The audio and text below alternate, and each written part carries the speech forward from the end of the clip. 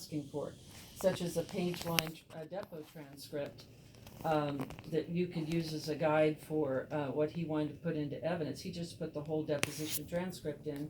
You ordered that he was supposed to do this list within 2 weeks. He didn't do it. And I don't even know if the court has read any part of those depositions, but this is just one more example of him not being prepared and not ready to go. And we've known of this punitive damage trial going forward 3 different times. And I don't know why he decided not to finish up a discovery.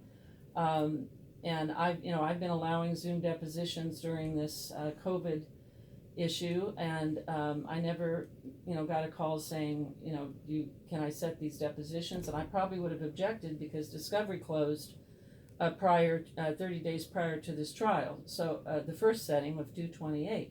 So for him to ask to have this continued so that he can have my clients front and center to depose them, that isn't supported by the Code of Civil Procedure and the rules. And I would ask that we go forward with what we have here today and complete this. My clients have had this hanging over them for how many months? Since October, and we want to get it done. And so whatever Mr. Rose has now is what he certainly can offer to the court if admissible, and there's no reason to continue this matter. We just need to go forward. No, Rose. I had no idea that this case was set for trial today. I have had serious medical issues, including 2 surgeries. You don't want to hear all the details of my medical situation, but it's been grave. And we've had a pandemic. I had no opportunity to take any depositions of anybody because of all of that. Notwithstanding that, I don't want to depose them. I just want them to be here so that I can ask them questions and produce evidence of their financial condition out of their mouths. They don't need to be deposed. I can ask them what's the source of their income, how much is it, what are their assets. It's not going to take that long. I don't need a deposition to do that.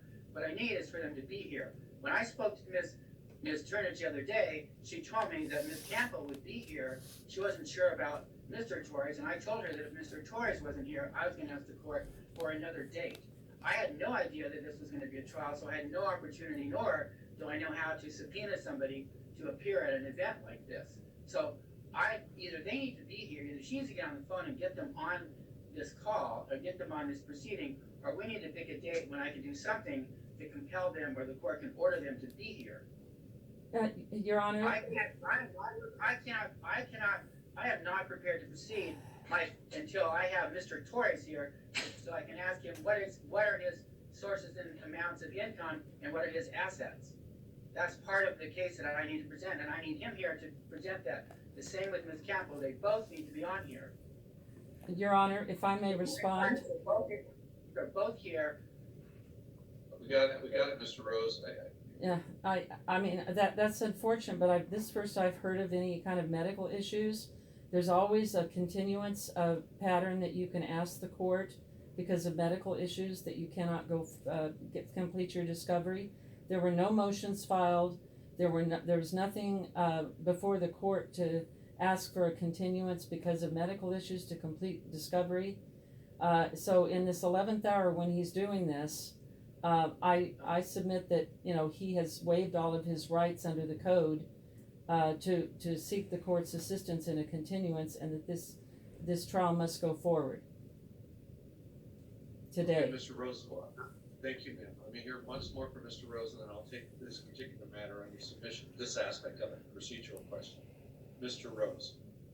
Yeah, I had no idea there was going to be a trial today. This case was set for case management at 3 p.m., which made me think that the earlier setting was just a placeholder, and that we would get together at 3 p.m., and that that's when we would pick the date for the trial. That's what the court stated on an earlier occasion when the case would be set.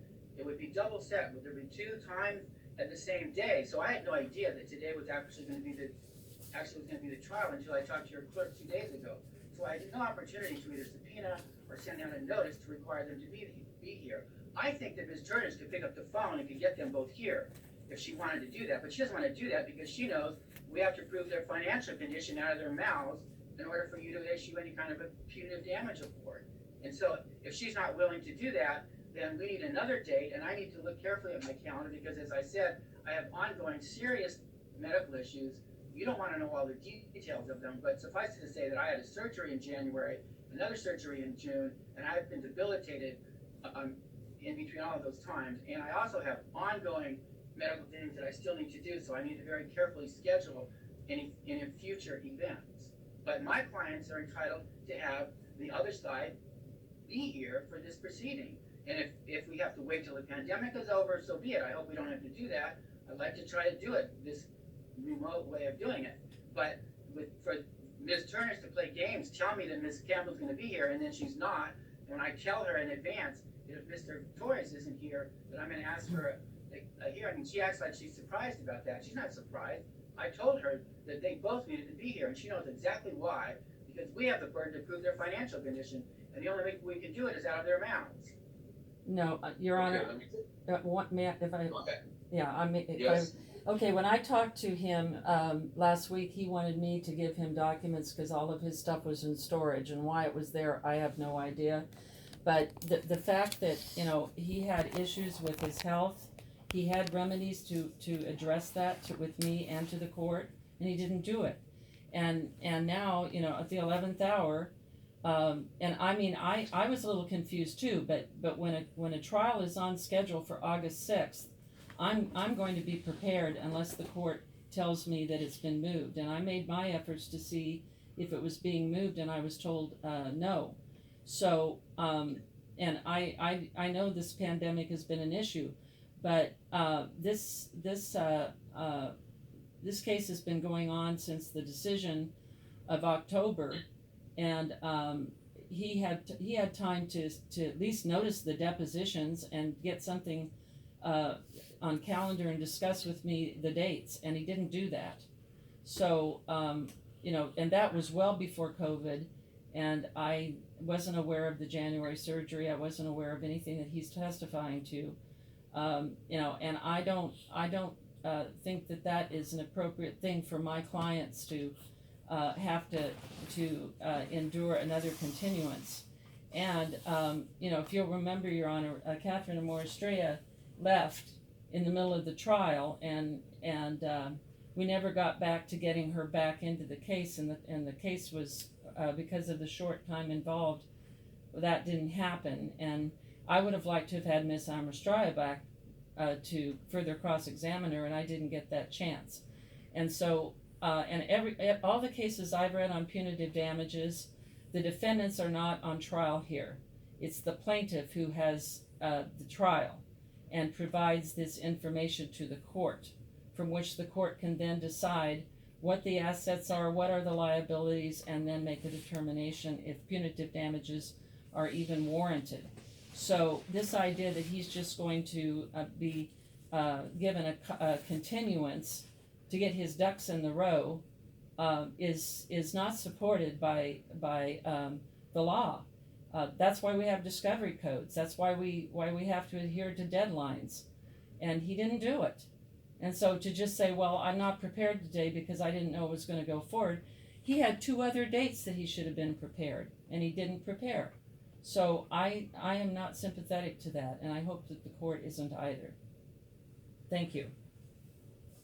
Okay, let me, wait, okay, Mr. Rose, if you want to have the last word, I'm gonna give you the last word, but this is the last word, Mr. Rose, because we've now spent 16 minutes arguing over this. So I'm gonna give you the last word, Mr. Rose. I had no idea this case was going to trial. I thought we had a trial setting at 3 p.m. until 2 days ago. I think you told me that now a couple times. Did you have anything different you wanted to tell me before I take it under submission? No. All right, I'm gonna take this aspect under submission. So,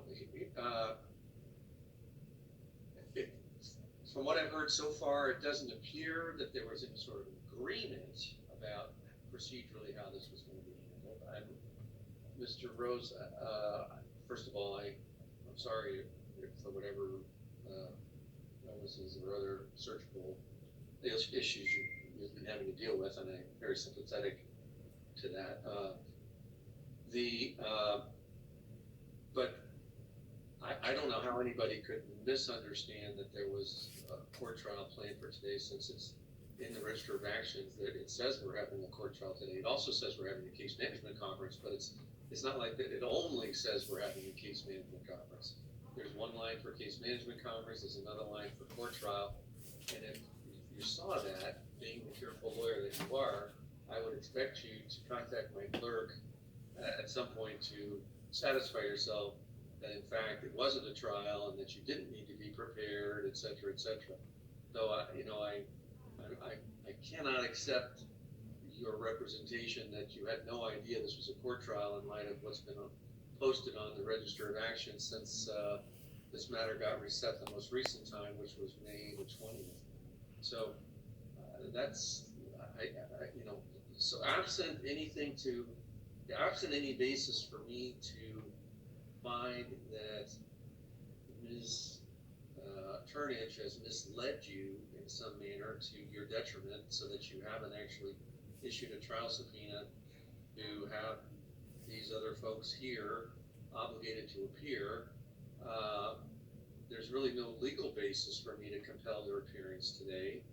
It's not as if, if there's some basis based on something you guys talked about that for you to have an understanding that they were going to be here, that's one thing. But the truth is, it sounds like in the discussions, the most recent discussions you had with Ms. Turnage, she basically said, you said, well, I need the other guy here, and if he's not here, I need a continuance. So you clearly, coming into today's proceeding, could not have had the understanding that the husband was going to be here.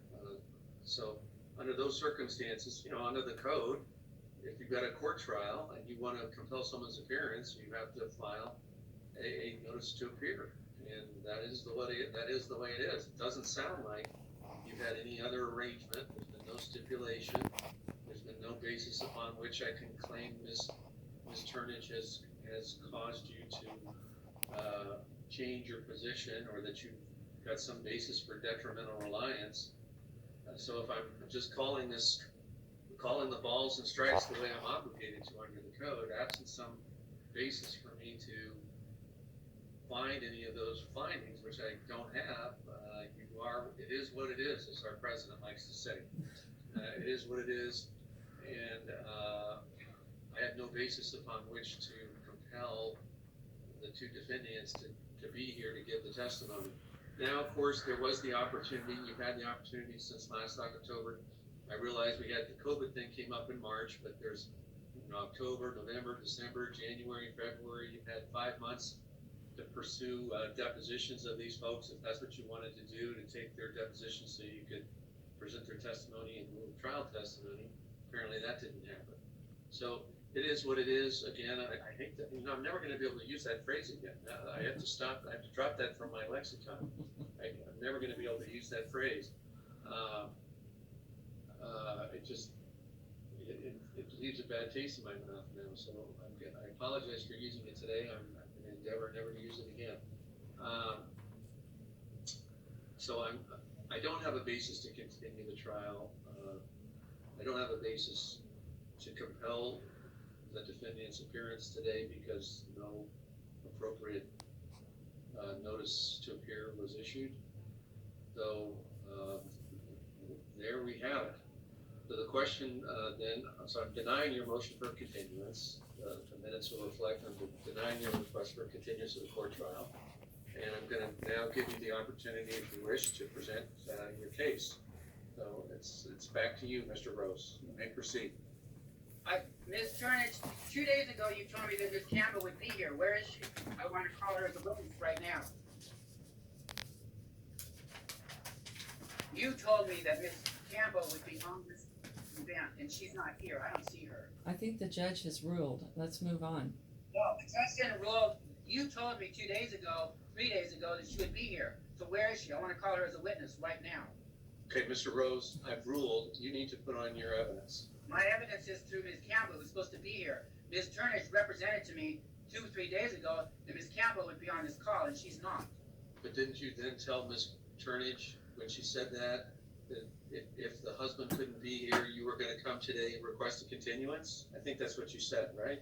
That is what I said. But I expected to proceed with Ms. Campbell as far as I could. Ms. Campbell could address the father of her children's financial condition. If she were here, as was represented by Ms. Turnage, then I could do that. As it is, I have no witnesses to present as to their financial condition, and I need that. Your Honor, She told me that Ms. Campbell was here, and now she's not. The objection. gist of what, Mr. Rose, you need to compose yourself, okay?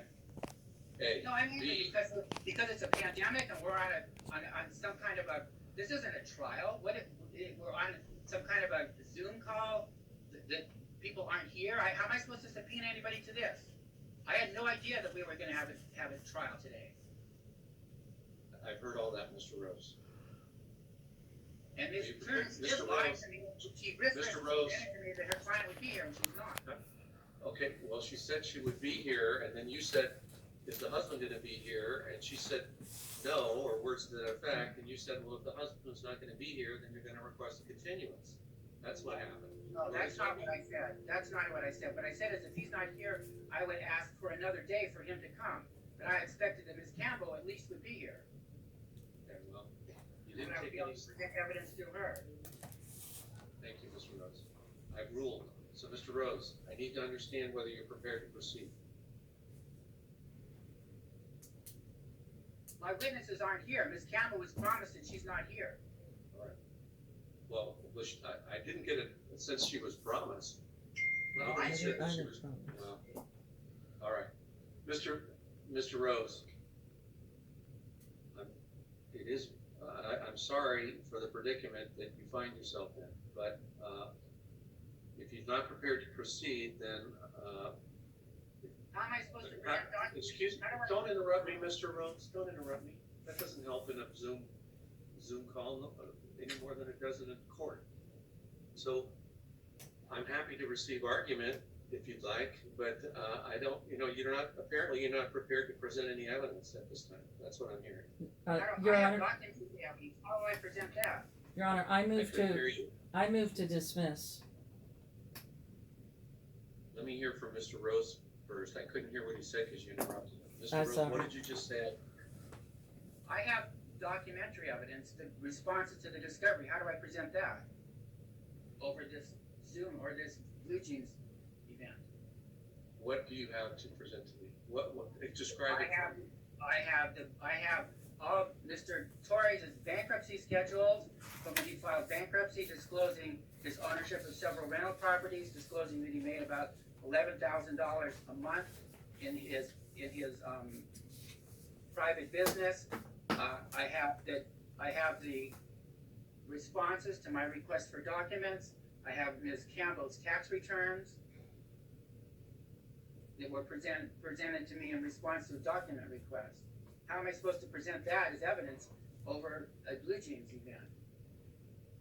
Well, what we could do, what we are doing in our other court trials, Mr. Rose, is people are actually forwarding their exhibits to the court and to the opposing counsel, so everybody has them, and then we have them together and we look at them together. This notion that somehow this medium that we're having this exchange on is somehow incapable of being able to work as a court trial doesn't hold any water. We've been holding court trials now for a month, and they work fine, but people don't get to wait till 2 days before the court trial to figure out whether or not they have a court trial. Usually they've figured this stuff out and come forward earlier than that and gotten the stuff to us. So you've waited Okay, to well, the last minute. You waited to the last minute. You waited to the last minute. I have good No, you reason. don't have, huh? No, I have good reason, and I'm gonna tell you the good reason why. I was diagnosed with colon cancer last June, and ever since last June, I've been on chemotherapy, radiation, and doing surgery. And I think that I'm entitled under Rule 1-100 of the Rules of Court to reasonable accommodation because of that disability. I have not been able to proceed because of that. And I would ask that the court grant me accommodation pursuant to Rule 1-100 of the Rules of Court. And if you want documentation from Stanford where I've been treated, I'll get that for you. I have been continuously in chemotherapy, in radiation, and in surgery from we had our argument in this case July 24th of last year, and I interrupted my chemotherapy to come and do that, but I have been extremely ill, and I'm not letting my clients suffer because of my illness. I think there's a rule of court that requires this court to accommodate my disability, and one way to accommodate this disability is to continue this proceeding, and I'm on chemotherapy now, so that's probably part of why I have a short temper. And what about the ADA rules? I'm not aware of, I mean, it's very specific as to what is an accommodation under the ADA. I'm not, this is the first time I'm hearing all of this. Your Honor, respectfully, you've already ruled, and I believe that your ruling is accurate based upon the law. And I would like for him to put whatever evidence he has in, and let's be done with this. And this has been just ongoing nightmare for my clients. We want to get this over with. And Your Honor, may I speak a few words? Yeah. Just to speak to Mr. Rose's condition. My understanding was that there was that today there was a trial setting. That's what I've had in my calendar for a long time. That's what I understood from Mr. Rose.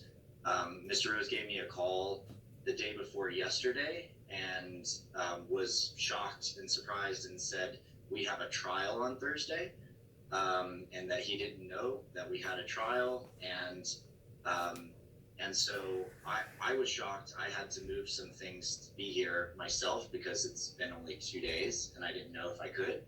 But my confusion is just around, if he just found out that this is the trial, then would he have had time to subpoena the other, like the defendants? I'm just not clear about how this works at the current time. Okay, everybody be quiet. My turn to talk. This case has been it's been on the calendar for many months. Now, I'm not suggesting that Mr. Rose, if he's getting these other treatments and so forth, I can certainly understand why he's not going to the Register of Actions online to check things out frequently. I don't know what would be reasonable under the circumstances, but this has been set as a trial date for quite some time.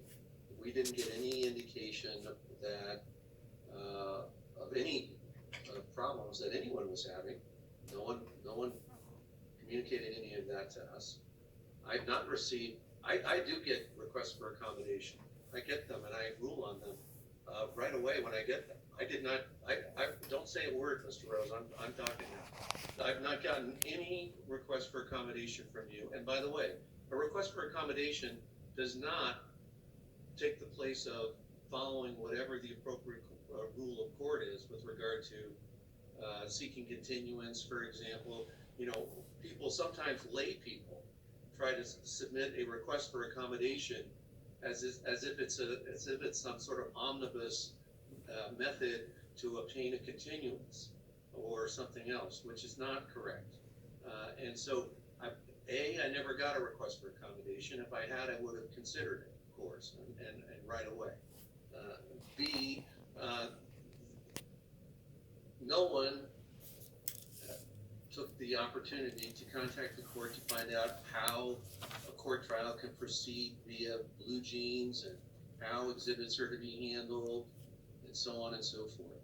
Now, I've already ruled with regard to your motion for continuance, and your request for accommodation A is denied because it's not timely. You waited until after I ruled now to just seek it as a separate basis for continuance. B, you can't. It doesn't trump a rule for accommodation. A request for accommodation under the ADA does not substitute for an appropriate request for continuance. And the first I got of one was today. When I turned this thing on, I expected to see everybody here, have the witnesses and what have you. I mean, I had no reason to believe otherwise, that I wasn't actually going to spend today hearing testimony and receiving exhibits and what have you, and hearing argument on this phase of the trial. And this is all news to me that apparently everybody had a misunderstanding or something. But so your request is denied, it's untimely, and it's not an appropriate request. especially after the fact that you're making it after I've just ruled on your oral request for continuance. So I'm denying your request. It's not appropriately before me. So the question before the House, Mr. Rose, is are you prepared to present your evidence? If all you want to do is present documentary evidence, I can have you submit that. I don't, obviously Ms. Turnage can object. I don't know whether you're ever going to be able to lay a foundation. I mean, it really seems too late to me. But if there's something that you think in one of these tax returns or one of these other things that you think is going to tell me what I need to know to be able to rule on this issue of punitive damages, perhaps we can figure that out. But I'm sorry, sir, but you really have not followed the appropriate protocol, and you haven't even reached out to apprise the court before today of any issues you had with regard to your health, any issues you had with regard to using blue jeans, any issues you might have with regard to filing exhibits. I'm hearing about all this for the first time right now, which is not appropriate. I want to call Ms. Campbell as a witness. Ms. Turnage promised she'd be here. Where is she? Ms. Turnage, did you wish to be heard? Your Honor, I move to dismiss on the grounds that there's no evidence before you, and if he can't figure out how to submit the documents at this hearing, then I'm moving to dismiss and ordering that there are no punitive damages awarded. So Ms. Administrator, did you promise Mr. Rose that you would have, I forget her name, Ms. Campo here today? I did not promise him, Your Honor. He said, well, are they going to be there? I said, I don't know. Karina might be there. I don't know. And he says, well, I'm going to tell, just a minute. And then he said, I'm going to write to the clerk and tell him that they're both going to be there. I said, don't you do that. I don't have the authority. I don't know. At that point, I wasn't sure if there was a 1987 served, and I went back through all of my paperwork, and I didn't find anything. So, as you know, that isn't filed with the court. So I had to go through my boxes after I spoke with him, and I saw there was no order for them to appear, and he rightfully did not represent to the clerk that they were going to appear. So under 1987, there is no. I'm not even supposed to tell them what to do. I talked to an appellate specialist, and he said you can't even tell them whether they should appear or not. That's a decision for a party, and unless they're under an order, that's their decision. So that's how it came down. That's a lie. Ms. Turnage told me 3 days ago that Ms. Campbell would be here, and I'm pretty sure that on my email to your clerk, I talked about the fact that she would be here, and that if Ms. Torres wasn't, that we would also need another day. And I said that to your clerk because Ms. Turnage specifically promised me that Ms. Campbell would be here. I did not. And now she's playing. No, I'm not playing games. I did not promise anything. I had not spoken to my clients in months before COVID, and I didn't know what their situation was. If they were locking down, they have young children, and that are being homeschooled. I didn't know what their situation was. I would never promise that somebody would be here until I check with them. So. All right, everyone pause, please. Everyone pause. I want to have a chance to confer with my clerk. Just a moment. I don't remember